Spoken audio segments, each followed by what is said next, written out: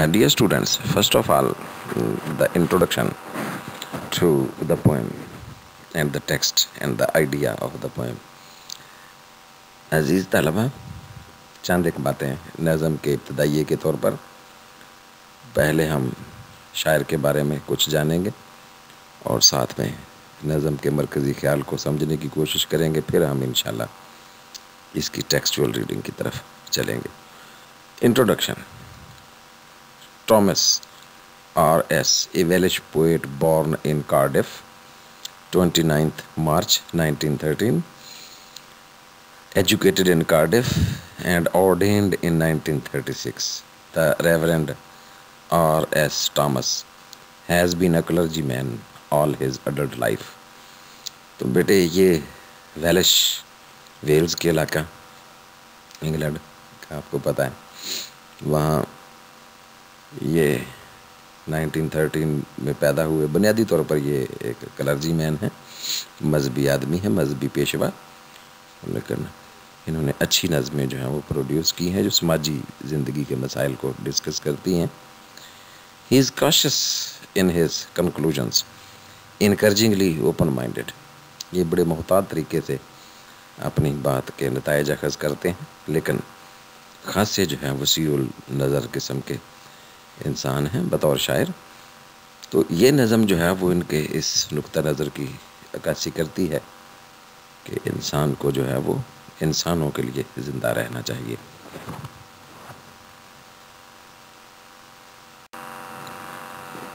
This poem the vanishing village is a requiem for a village. ये एक तरह से बेटे एलिजी है, जिसे हम अपनी ज़ुबान में मरसिया या नोहा कहते हैं। ये नज़म एक तरह से एक गाँव का जो है वो नोहा है। उसने बड़े रोने वाले अंदाज में, मातम है ये एक तरह से एक गाँव की ज़िंदगी का, कि ये कैसे हमने बतौर इंसान गाँव को नज़रअंदाज कर दिया है। According to the modern media magnus Marshall McLuhan, ये एक बड़े मुफक्कर हैं हमारे मौजूदा दौर के और मीडिया के एतबार से बड़ी शख्सियत हैं। मैग्नस कहते हैं बहुत बड़े को, ग्रेट को। This world is turning fast into a global village, ये इन्होंने फ्रेज़ मुतारफ़ करवाई थी मैकलूहन ने, कि ये दुनिया जो है वो एक आफाकी गाँव बन गई है, विदाउट विलेजेस, जिसमें अब कोई गाँव नहीं रहे। बदकिस्मती से दुनिया जो है यानी सुकड़ कर एक हो गई है अपने मीडिया की वजह से, लेकिन वो गाँव जो है, जो बुनियाद थी तहज़ीब इंसानी की, वो ख़त्म हो गया है, मिट गया है। The unabated unchecked large scale migration towards cities goes on world wide.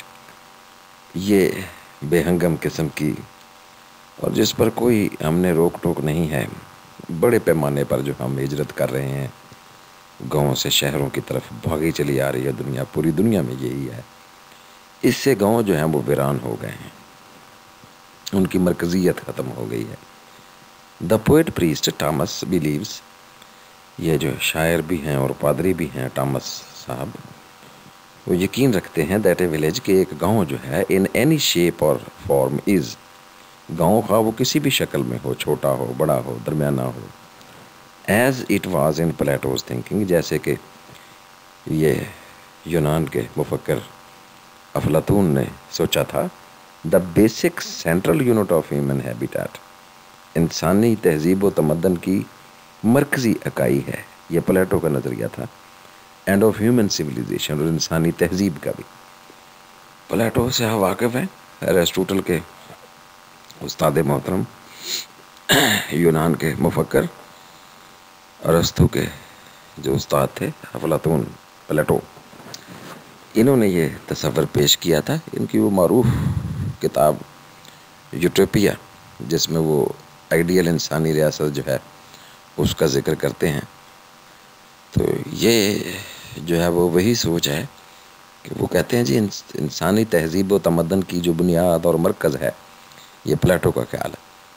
तो वो देहात है, गाँव से जो है वो इंसानी तहज़ीब की बुनियाद पड़ी, शुरू हुई इंसानी तहज़ीब, इंसान का रहना सहना, उठना बैठना। और ये जो यूनान के अंदर था ना बेटे, वो सिटी स्टेट्स का तसव्वुर, ये उसी गांव से डेवलप किया गया तसव्वुर था जो अफलातून ने पेश किया, प्लेटो ने। ये नज़म जो है अफलातून के इसी नज़रिए, ये इसी ख्याल को जो है वो आगे बढ़ाती है कि गांव देहात हमारी तहज़ीब का मरकज़ और महवर हैं और इन्हें जो है वो किसी तरह मादूम होने नहीं देना चाहिए। अगर ये हमारे हाथों से निकल गए इंसानी तहज़ीब का ये मरकज़, ये महवर, तो गोया इंसानी तहज़ीब के ख़त्म होने का अंदेशा है। इंसानी तहज़ीब जो है वो एक अपनी बुनियाद, अपनी जड़ जो है उसे ख़त्म कर बैठेगी और ये बहुत बड़ा नुकसान होगा।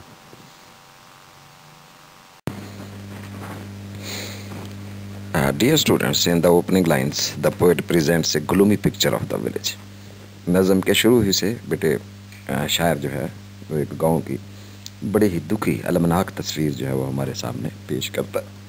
A victim of neglect and desertion by its inhabitants. इसके जो बाशिंदे हैं, रहायशी हैं गांव के, वो इसे नज़रअंदाज कर रहे हैं गांव को और इसे छोड़ रहे हैं। तो ये शिकार हो गया है विक्टिम ऑफ निगलेक्ट, नज़रअंदाज किया जाना,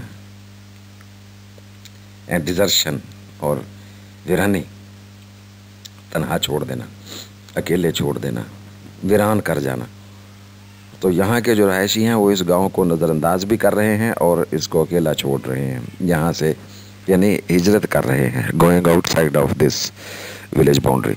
life has come to a standstill. यहाँ ज़िंदगी जो है वो गोया साकत होकर रह गई है, रुक गई है, एक जगह मुंजमद हो गई है। स्टैंड स्टिल ये इडियोमैटिक यूज़ है। But it has not lost meaning all together. लेकिन अभी ज़िंदगी ने मुकम्मल तौर पर अपना मफ़हूम गुम नहीं किया है। There is an undercurrent of vitality and डायनामिज़म।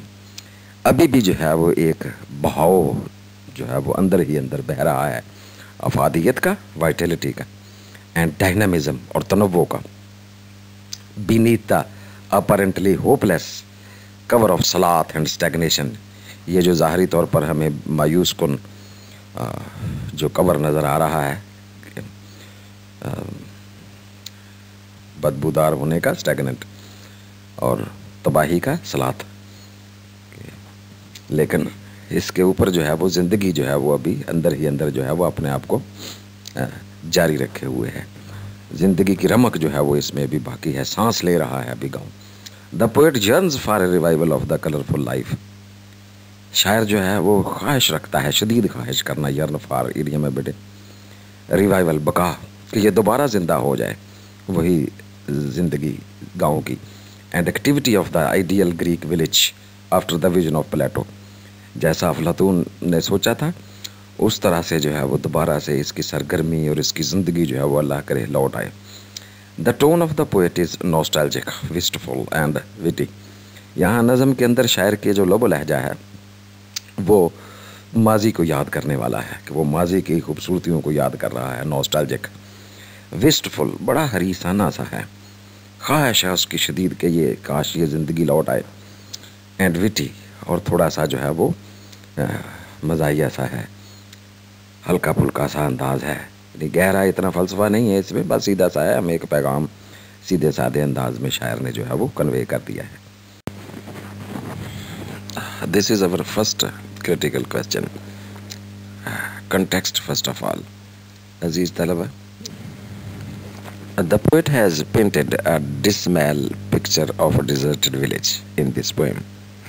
इस नज़म के अंदर शायर ने एक बड़ी मायूस कुन तस्वीर जो है वो पेश की है, एक वीरान गांव की, डिजर्टेड विलेज, एक वीरान उजड़ा हुआ गांव। डिसमैल, बड़ी ग्लूमी पिक्चर पेश की है।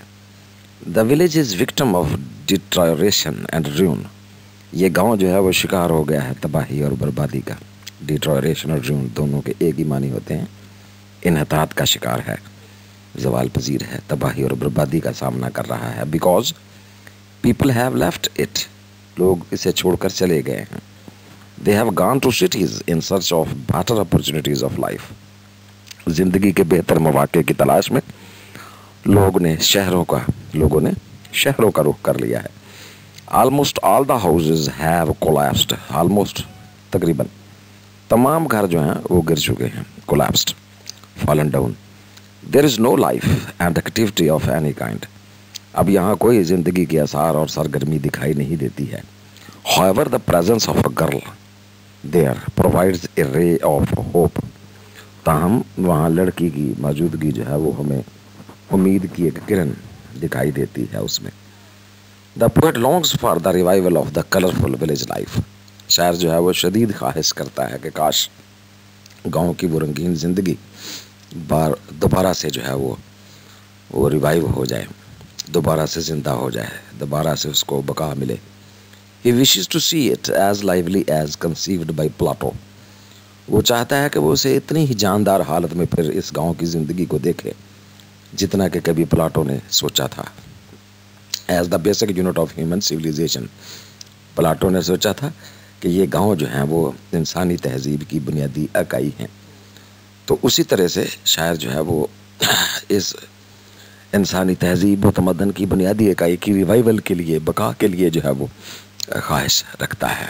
उसके दिल में ये ख्वाहिश है कि काश गांव की ज़िंदगी की वो रंगीनियाँ जो हैं वो लुत्फ़ जो है वो फिर से लौट आए. Explanation of स्टैंज़ा 1.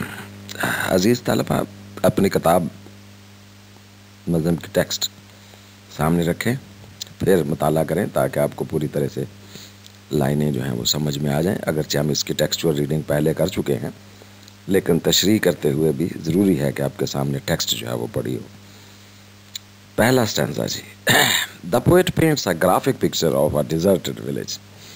एक वीरान गांव की पूरी तफसीली तस्वीर जो है वो पेश करता है हमारे सामने. Graphic.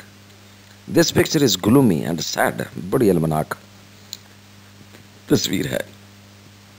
The village is a victim of the rack and ruin of time. Rack and ruin ED में बेटे गांव जो है वो वक़्त की हाथों तबाही और बर्बादी का शिकार है. It is facing deterioration and destruction. ये तबाही और बर्बादी का सामना कर रहा है. No only a few houses can be seen there. अब महज वहाँ चंद घर ही दिखाई देते हैं. Other houses have collapsed. दूसरे घर जो हैं, बाकी मंदा घर जो हैं वो गिर गए हैं. बिकॉज नोबडी लिव्स इन दम. क्योंकि उनमें अब कोई रहायश पजीर नहीं है. Even the remaining houses in such a miserable condition that they do not deserve to be called houses at all. बाकी जो घर हैं जो बच गए हैं वो भी इतनी अलमनाक सूरत हाल का शिकार हैं कि उनको हम जो हैं घर नहीं कह सकते. Don't deserve to be called houses at all.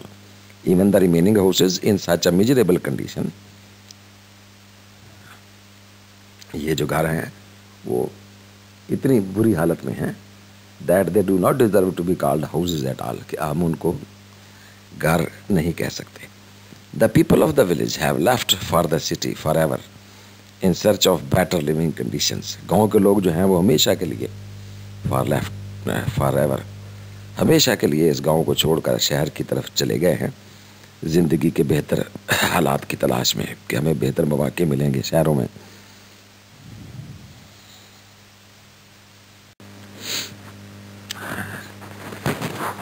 अभी पहले स्टैंज़े की तशरीह बेटे जारी है.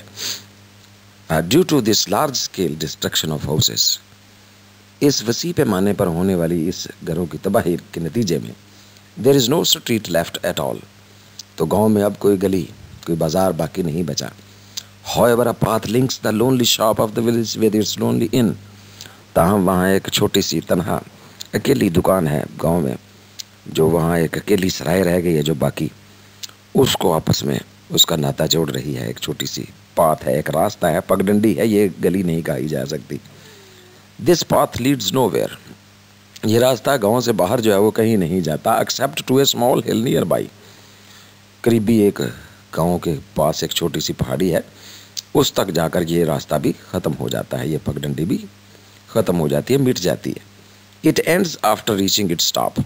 इसकी चोटी पर, इस छोटी सी पहाड़ी की चोटी पर पहुंचकर ये जो छोटा सा रास्ता है, नन्ना सा, ये पगडंडी ये भी ख़त्म हो जाती है. This hill is also facing deterioration. इस पहाड़ी को भी तबाही और बर्बादी का सामना है. It is being eaten away by long erosions of the green grass. सब्ज घास के लंबे लंबे जो बाल हैं वो इसको खा जा रहे हैं, इस रास्ते को, इस पहाड़ी को खाए जा रहे हैं, इस पर यानी छा गए हैं। The waves of the green grass are engulfing the small hill gradually. आगे इसकी मजीद वजाहत कर दी गई है इसी तस्वर की।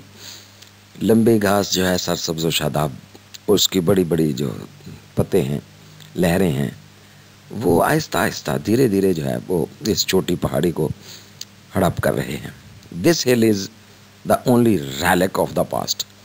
ये पहाड़ी जो है माजी की वाहद निशानी बाकी बची है, और कुछ यहाँ माजी की निशानी बाकी नहीं है इस गांव के कुर्ब जवार में। चारों तरफ बर्बादी और तबाही का मंजर है। In the second stanza, the poet continues painting the gloomy picture of that deserted village. दूसरे स्टेंजे में भी बेटे ये शायर साहब जो हैं वो उस वीरान गांव की तस्वीर कशी, एक बेहद अलमनाक तस्वीर जो है उसे पेश करते हैं। No human activity can be seen in that village. वहाँ कोई इंसानी सरगर्मी किसी तरह की भी जो है वो दिखाई नहीं दे रही है। Human population has deserted it. इंसानी आबादी ने इसे वीरान कर दिया है, छोड़ कर चले गए हैं लोग। People have left the village for good.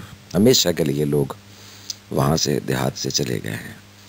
They have migrated to the cities in search of better facilities of life.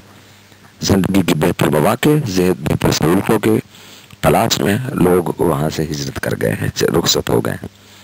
There is a black dog relaxing in the hot sun. It is cracking its fleece. तहम वहाँ धूप में बैठा एक कुत्ता है जो अपने पिस्सू जो है वो मार रहा है निकाल निकाल कर, और कोई वहाँ सरगर्मी दिखाई नहीं देती है इसके अलावा। This dog is a true representative of the history of this village. ये कुत्ता जो है इस गांव की हकीकी तारीख की नुमाइंदगी कर रहा है। In this wilderness, इस वीराने में, इस जंगल में, a young girl is also seen moving from one door to the other. एक नौजवान लड़की एक दरवाजे से दूसरे दरवाजे तक जाती हुई, हरकत करती हुई नजर आ रही है। Her presence enhances the sense of loneliness as well as gives us a ray of hope about the future of this village. उसकी वहाँ मौजूदगी ना सिर्फ तन्हाई के इस एहसास को बढ़ाती है कि वो वहाँ अकेली है बेचारी, मतलब वीरानी के मंजर में और इजाफा करती है, शिद्दत में और इजाफा करती है, ताहम हमें इस गांव के मुस्तकबिल के बारे में एक उम्मीद की किरण भी हमारे दिल में जगाती है। Her presence connects the village with life and nature. उसकी मौजूदगी जो है गाँव को ज़िंदगी और फितरत से जोड़ती है। She stands as a symbol of revival for the dying village civilisation. वो एक अलामत के तौर पर उभरती है कि ये जो मुर्दा हो रही है, मरती हुई देहाती जो तहजीब है, उसकी बका के एक अलामत के तौर पर वो हमें लड़की जो है वो दिखाई देती है, नज़र आती है।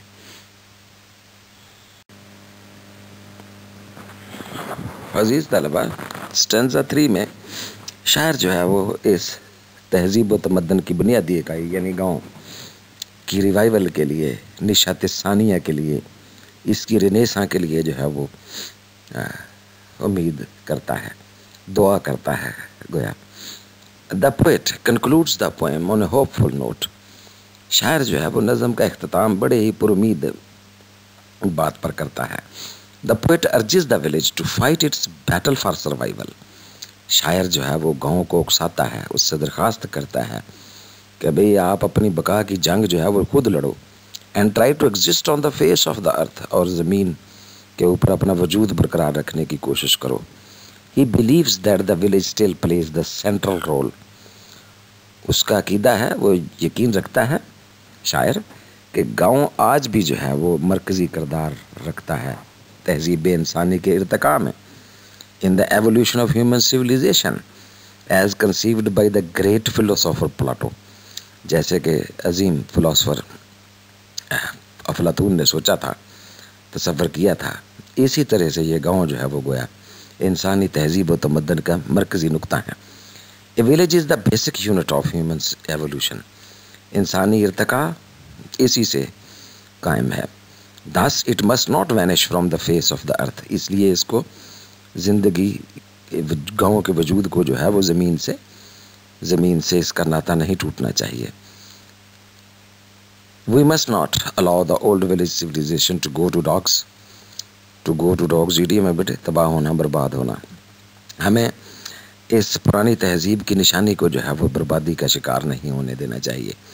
It is rather criminal to neglect the golden traditions of the past.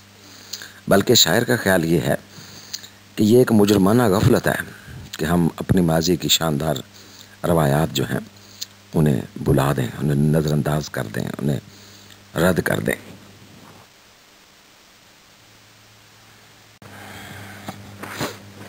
Thank you very much, dear students, for participating in today's lesson. See you soon in our next lesson on this poem. Till then, it is Allah Hafiz and goodbye from my side. Thank you very much again.